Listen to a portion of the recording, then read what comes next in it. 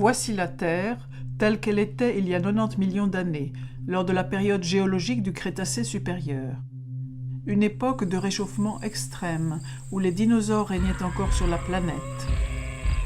Ils vaquaient à leurs occupations, tout en haut de la chaîne alimentaire, inconscients des changements à l'œuvre. Les continents s'éloignaient les uns des autres, ouvrant d'énormes fissures qui se remplirent pour former des océans. Les algues prospérèrent sous la chaleur extrême, empoisonnant le milieu marin. Elles moururent par milliards et tombèrent au fond des failles. Les sédiments emportés par les rivières recouvrirent les résidus organiques des algues. Avec la pression, la chaleur augmenta, entraînant une réaction chimique transformant ces déchets organiques en combustibles fossiles des hydrocarbures, le pétrole et le gaz naturel. Sur la terre ferme, un processus similaire produisit le charbon. La nature a mis environ 5 millions d'années pour créer les combustibles fossiles consommés en un an. Notre mode de vie moderne dépend de cette ressource fossile qu'un nombre surprenant de personnes imaginent inépuisable. Depuis 1860, plus de 2000 milliards de barils de pétrole ont été découverts. Depuis, nous en avons consommé environ la moitié.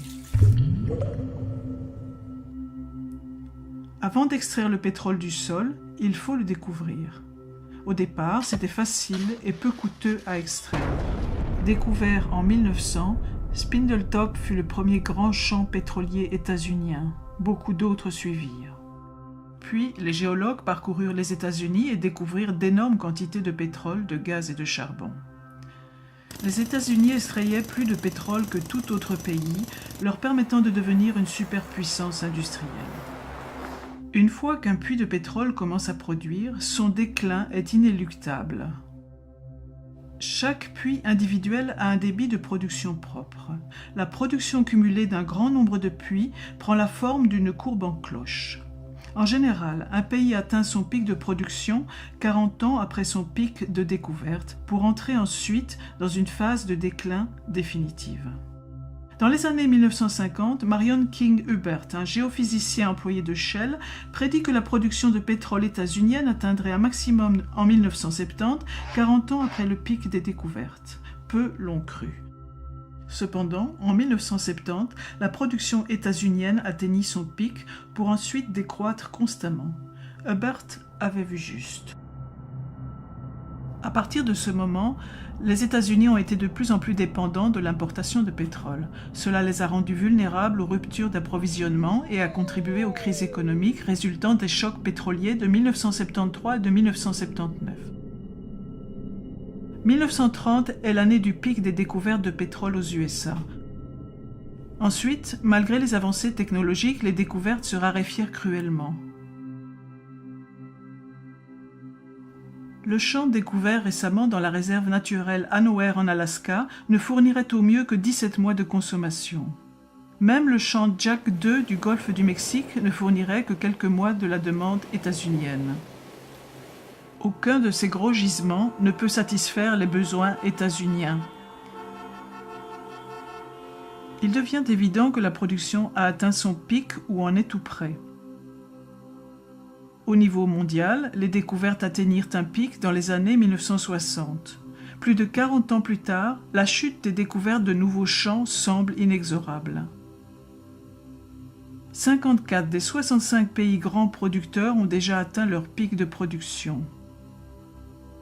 La plupart des autres vont suivre dans un avenir proche. Tous les 3 ans, il faudrait mettre en production l'équivalent d'une nouvelle Arabie saoudite pour pallier l'épuisement des champs existants. Durant les années 60, 6 barils étaient découverts pour chaque baril consommé. 4 décennies plus tard, l'humanité consomme entre 3 et 6 barils pour chaque baril découvert. À partir du moment du pic de production mondiale, la demande de pétrole dépassera l'offre, le prix de l'essence sera très instable, ce qui aura des conséquences bien plus importantes que le coût d'un plein.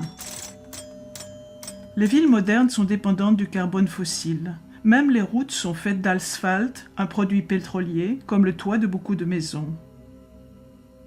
De vastes espaces seraient inhabitables sans chauffage durant l'hiver ou sans climatisation en été.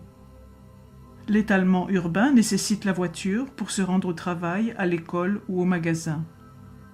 Les villes sont divisées en zones résidentielles et commerciales éloignées les unes des autres, forçant les habitants à se déplacer en voiture. La banlieue et de nombreux habitats ont été conçus sur base du pétrole et de l'énergie abondante.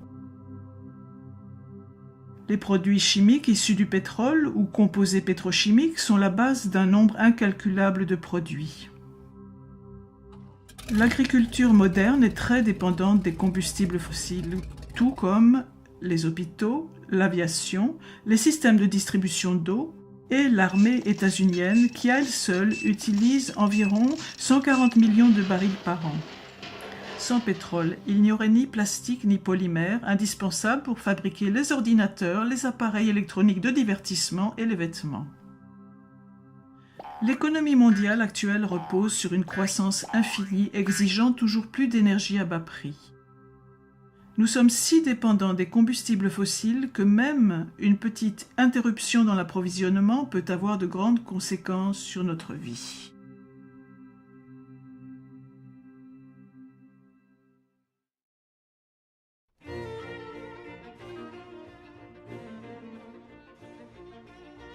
L'énergie est ce qui permet d'effectuer un travail. L'États-Unien moyen dispose de l'équivalent énergétique de 150 esclaves travaillant 24 heures sur 24. Les matières qui contiennent cette énergie sont appelées carburants. Certains carburants contiennent plus d'énergie que d'autres, une propriété appelée la densité d'énergie. Parmi ces carburants, le pétrole est crucial. Le monde consomme 30 milliards de barils par an, soit 4 km3 de pétrole dont le contenu énergétique correspond à ce que généreraient 150 réacteurs nucléaires d'1 gigawatt électrique fonctionnant pendant 50 ans. Le pétrole ne génère que 1,6% de l'électricité états-unienne, mais il fournit 96% de l'énergie de tout le transport. En 2008, les 2/3 du pétrole états-unien étaient importés, principalement du Canada, du Mexique, d'Arabie saoudite, du Venezuela, du Nigeria, d'Irak et d'Angola. Le pétrole a des propriétés uniques. Il a une forte densité d'énergie. Un baril de pétrole contient l'équivalent énergétique d'environ 3 années d'un travail manuel. Il est liquide à température ambiante, facile à transporter et utilisable dans de petits moteurs. Pour obtenir de l'énergie, il faut en dépenser. Le truc, c'est d'en utiliser le moins possible pour en trouver et l'extraire. C'est le taux de retour énergétique ou REEI, ratio d'énergie produite sur l'énergie investie. Le pétrole conventionnel est un bon exemple. Le pétrole de bonne qualité et facile à extraire a été pompé en premier. Les pétroliers utilisaient l'équivalent énergétique d'un baril de pétrole pour en trouver et en extraire 100. Le REEI était de 100. Après avoir pompé le pétrole facile d'accès, on a commencé à prospecter en haute mer et dans des pays lointains, ce qui requiert une dépense d'énergie plus importante. Souvent, le brut découvert aujourd'hui est lourd et sulfureux et est coûteux à raffiner.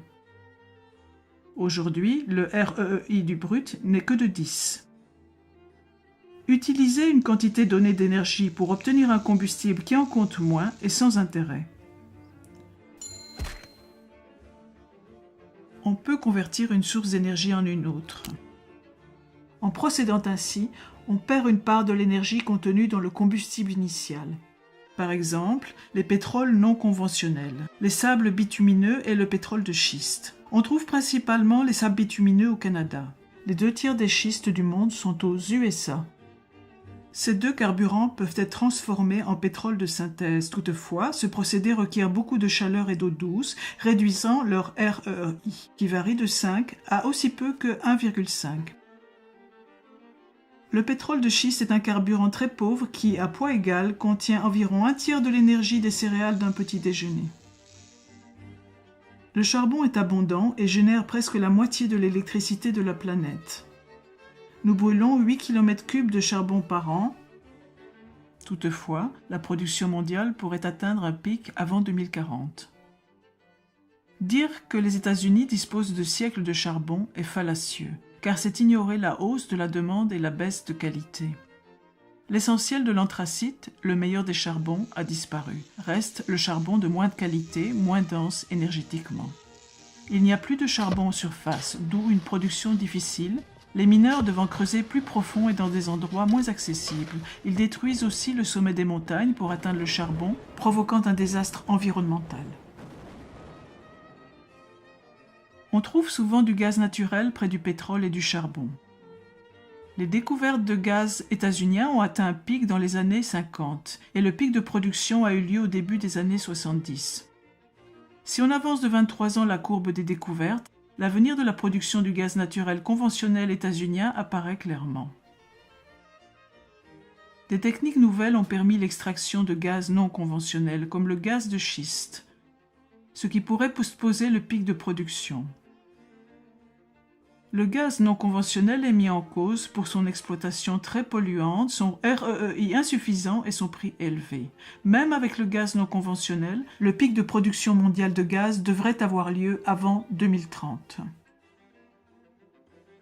Il y a encore des réserves importantes d'uranium pour le nucléaire. Remplacer les 10 TWh actuellement générés par les combustibles fossiles nécessiterait plus de 10 000 réacteurs nucléaires. Dans ce cas, les réserves connues d'uranium ne dureraient que 10 à 20 ans. Les réacteurs surgénérateurs à base de plutonium en France et au Japon ont été des échecs retentissants. La fusion nucléaire bute sur des obstacles techniques colossaux. Puis il y a les énergies renouvelables. L'éolien a un bon REI, mais il est intermittent. L'hydroélectricité est fiable, mais il ne reste plus guère de sites propices pour construire des barrages. Les centrales géothermiques courantes utilisent des sources de chaleur proches de la surface terrestre. Ces sources sont relativement éparses. Dans le système expérimental de géothermie EGS, 2 puits sont creusés à très grande profondeur. De l'eau est injectée dans un des puits, capture la chaleur de la roche et remonte ensuite par l'autre puits à haute température. Selon un rapport récent du MIT, cette technique pourrait fournir 10% de l'électricité états-unienne en 2050. L'énergie des vagues est restreinte aux régions côtières. La densité d'énergie des vagues varie d'une région à l'autre. Transporter l'électricité produite par les vagues n'est pas simple. De plus, l'eau salée est corrosive pour les turbines. Les agrocarburants sont produits à partir de végétaux. Le bois a une faible densité énergétique et pousse lentement. L'humanité consomme 15 km3 de bois par an. Le biodiesel et l'éthanol proviennent d'une agriculture dépendante du pétrole. Le REI de ces carburants est proche de l'unité.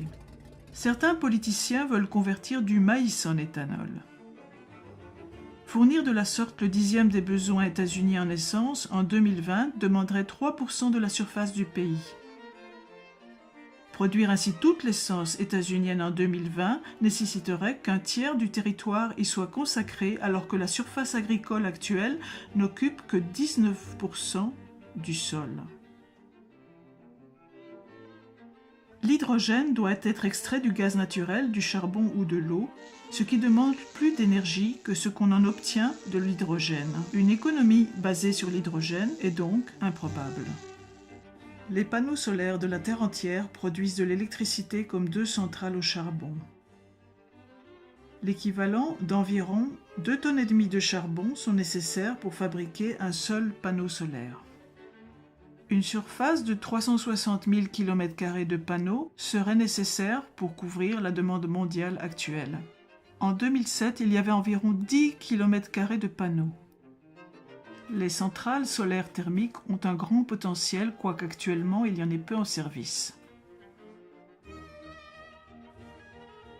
Elles ne conviennent qu'aux régions ensoleillées et nécessitent que de grandes quantités d'électricité soient transportées sur de longues distances. Toutes ces alternatives au pétrole dépendent de machines marchant au pétrole ou requièrent des matériaux à base de pétrole, comme les plastiques. À propos d'extraordinaires nouveaux carburants ou inventions, posez-vous ces questions. L'invention tient-elle la route du point de vue économique? Quelle est la densité énergétique du carburant? Est-il facile à stocker et distribuer? La source est-elle intermittente ou non? Est-ce utilisable à grande échelle? La mise en œuvre technique pose-t-elle des difficultés? Quel est le REEI? Quels sont les impacts environnementaux? Ne vous laissez pas impressionner par les chiffres. Par exemple, 1 milliard de barils de pétrole ne vont fournir la demande mondiale que durant 12 jours. Remplacer les combustibles fossiles serait un défi monumental. En 2007, 48,5% de l'électricité états-unienne était produite à partir de charbon, 21,6% provenait du gaz naturel, 1,6% du pétrole, 19,4% du nucléaire, 5,8% des barrages. Les autres énergies renouvelables ne représentaient que 2,5%. Peut-on remplacer un système basé sur les combustibles fossiles par un patchwork d'alternatives?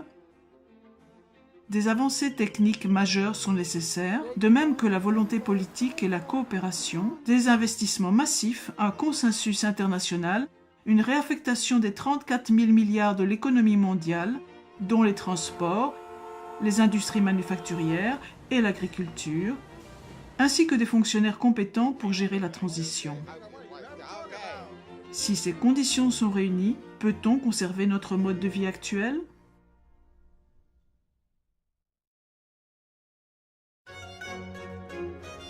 Ces bactéries vivent dans une bouteille. Leur population double toutes les minutes. À 11 heures, il y a une bactérie. À midi, la bouteille est pleine. Elle est à moitié pleine à 11h59, laissant juste l'espace nécessaire pour un doublement de plus. Les bactéries, sentant le danger, cherchent de nouvelles bouteilles et en trouvent 3. Elles pensent avoir réglé leur problème. À midi, la première bouteille est pleine. À midi 1, la seconde bouteille est pleine. À midi 2, toutes les bouteilles sont pleines. C'est le problème devant lequel nous sommes, dû au doublement répété résultant de la croissance exponentielle. L'utilisation du charbon et du pétrole comme carburant a entraîné l'humanité dans une croissance sans précédent. Même un taux de croissance faible finit par entraîner une forte augmentation. À un taux de croissance de 1%, une économie double en 70 ans. À un taux de 2%, elle double en 35 ans.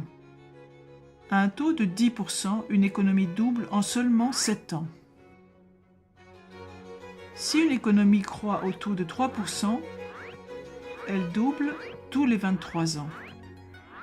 À chaque doublement, la demande en énergie et en ressources dépasse le cumul de tous les doublements précédents.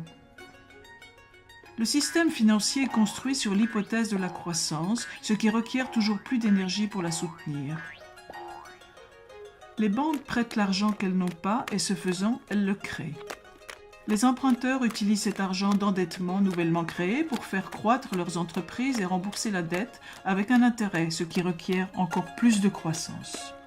En raison de ce mode de création de monnaie, l'essentiel de l'argent en circulation correspond à une dette avec des intérêts à la clé. Sans l'apport continuel de nouvelles générations d'emprunteurs pour produire de la croissance et donc payer ses dettes, l'économie mondiale s'effondrerait. Comme une chaîne de Ponzi, le système doit croître ou mourir. En partie à cause de ce principe de la dette, les effets de la croissance économique ont été spectaculaires sur le PIB, les barrages sur les cours d'eau, la consommation d'engrais, la population urbaine, la consommation de papier, le nombre de véhicules motorisés, les communications et le tourisme. La population mondiale a atteint les 7 milliards et devrait dépasser les 9 milliards en 2050. Sur une planète plane et infinie, ce ne serait pas un problème. Cependant, la Terre étant ronde et finie, nous devrons faire face aux limites de la croissance. La croissance a entraîné une surconcentration en oxyde nitreux et en méthane dans l'atmosphère, la destruction de la couche d'ozone, l'augmentation du nombre des fortes inondations, la destruction des écosystèmes marins, y compris par l'excès d'azote présent dans les eaux de ruissellement, la déforestation, une augmentation de la surface terrestre occupée par l'humanité et l'extinction de nombreuses espèces. Mettons un unique grain de riz sur la première case d'un échiquier. Doublons ce nombre et plaçons 2 grains sur la seconde case. Doublons encore et mettons 4 sur la troisième. Doublons à nouveau et mettons 8 sur la quatrième. Continuant ainsi de déposer sur chaque case le double de grains de la case précédente, le nombre de grains à mettre sur la dernière case est astronomique. 9 trillions, 223 billiards, 372 billions, 36 milliards, 854 millions, 776 000 grains de riz. Plus de grains que l'espèce humaine en a produit au cours des 10 000 dernières années. Les économies modernes, comme les grains de riz sur l'échiquier, doublent toutes les quelques décennies. Sur quelle case de l'échiquier sommes-nous ? En plus de l'énergie, notre civilisation exige de nombreuses ressources essentielles. De l'eau douce, de l'humus, de la nourriture, des forêts et de nombreux minéraux et métaux. La croissance est limitée par la ressource essentielle la moins disponible.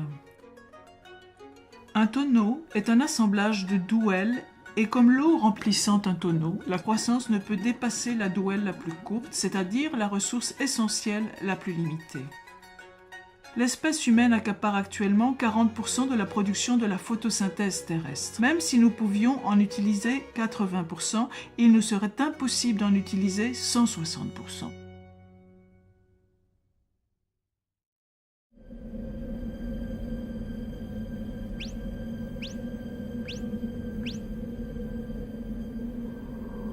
L'approvisionnement alimentaire mondial repose fortement sur les combustibles fossiles.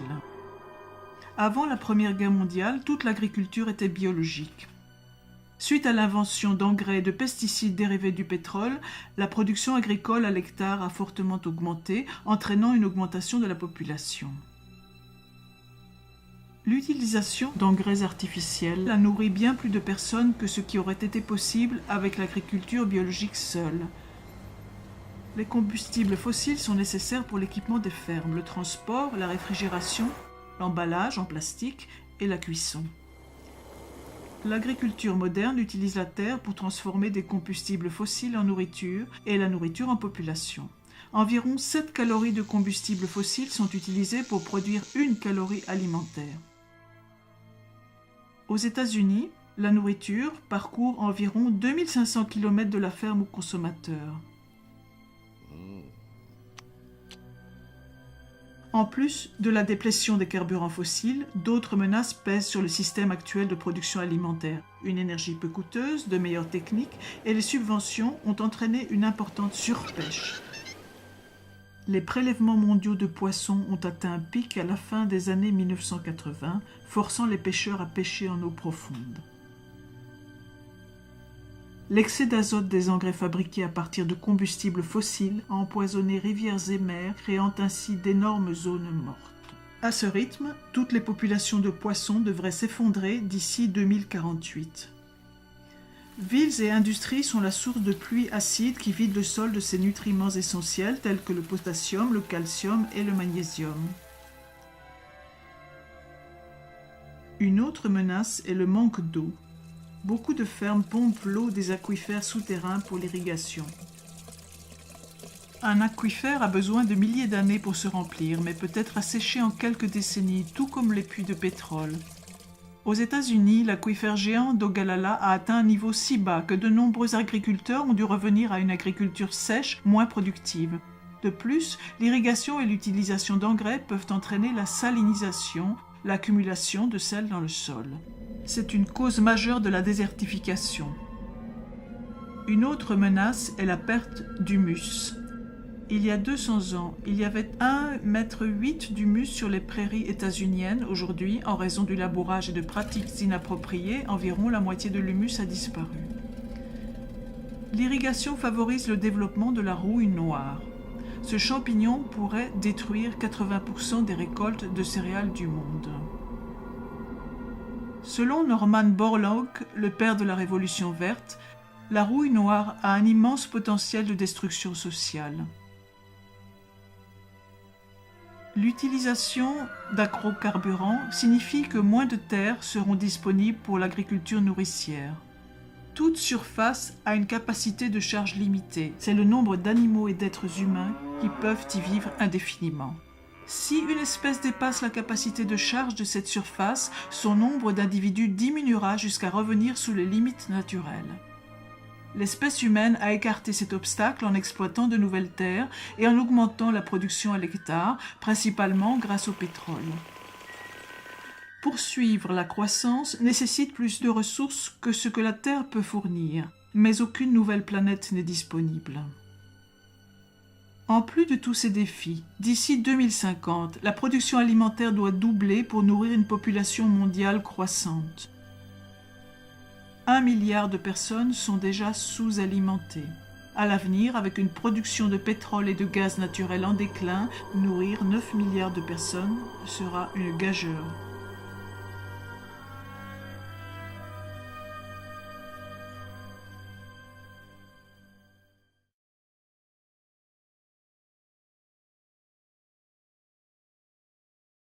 L'économie mondiale croît exponentiellement à environ 3% par an, consommant toujours plus de carburants non renouvelables, de minéraux et de métaux.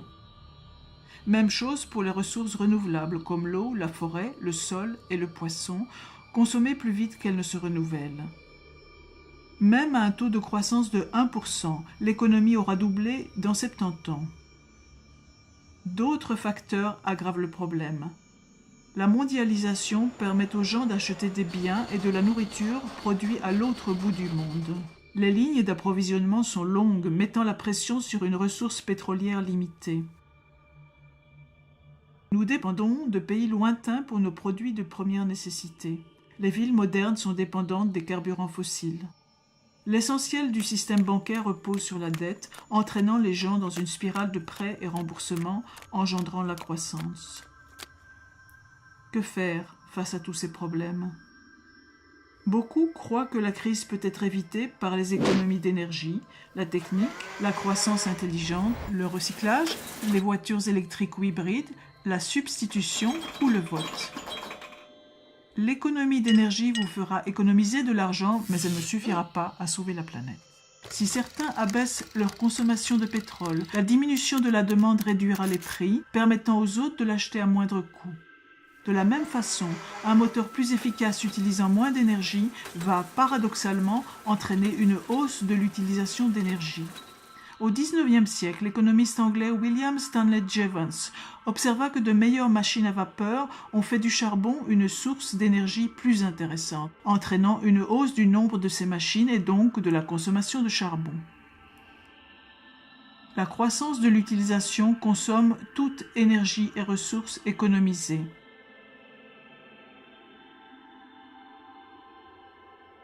Beaucoup croient que les scientifiques vont résoudre ces problèmes via de nouvelles techniques. Toutefois, la technique n'est pas de l'énergie. La technique peut transformer de l'énergie en travail, mais ne peut pas la remplacer. Elle aussi consomme des ressources. Par exemple, fabriquer un ordinateur nécessite le 10e de l'énergie requise pour fabriquer une voiture. Les technologies de pointe peuvent aggraver la situation car beaucoup nécessitent des métaux rares dont on voit aussi la fin du stock. Par exemple, 97% des terres rares de la planète sont extraites en Chine, la plupart d'une seule mine de Mongolie intérieure.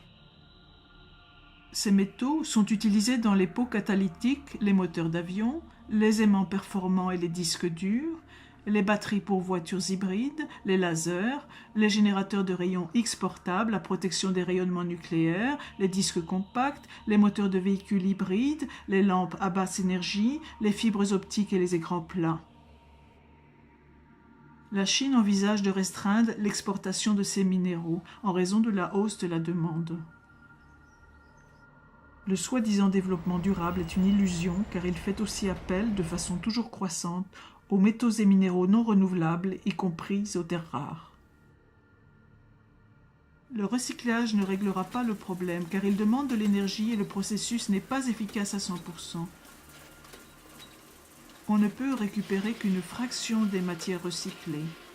Une grande partie est perdue à jamais comme déchet.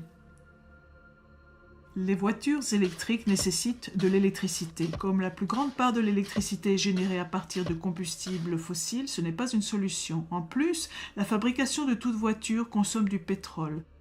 Chaque pneu nécessite à peu près 25 litres de pétrole. En 2010, il y avait environ 800 millions de voitures dans le monde. Au rythme actuel de croissance, ce chiffre devrait atteindre 2 milliards en 2025. Il est peu probable que la planète puisse supporter autant de véhicules, quelle que soit leur source d'énergie. Beaucoup d'économistes croient que le marché libre va substituer une source d'énergie à une autre grâce à l'innovation technique. Toutefois, les principaux substituts du pétrole n'échappent pas aux limites. De plus, passer d'une source d'énergie à une autre nécessite du temps.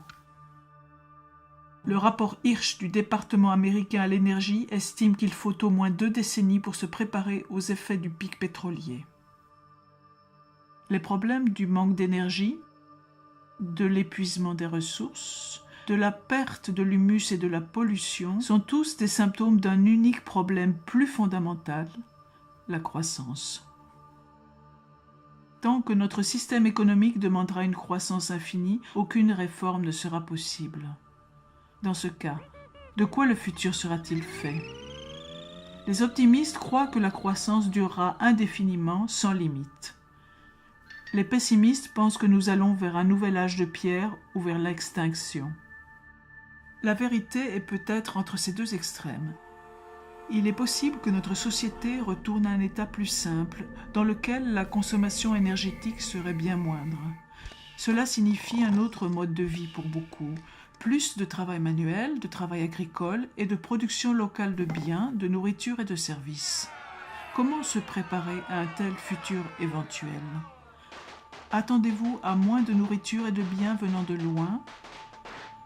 Redécouvrez la marche et le vélo? Habituez-vous à utiliser moins d'électricité, débarrassez-vous de vos dettes, évitez les banques, court-circuitez la grande distribution, soutenez les entreprises locales, achetez vos aliments directement aux paysans locaux. Pourquoi ne pas remplacer votre pelouse par un potager? Apprenez à conserver vos aliments, envisagez l'utilisation de monnaie locale au cas où le système économique s'écroulerait et développez une plus grande autosuffisance. Ces mesures ne permettront pas d'éviter un effondrement, mais elles amélioreront nos chances dans un futur où l'énergie sera comptée, où nous devrons être plus autonomes, tout comme nos ancêtres l'étaient.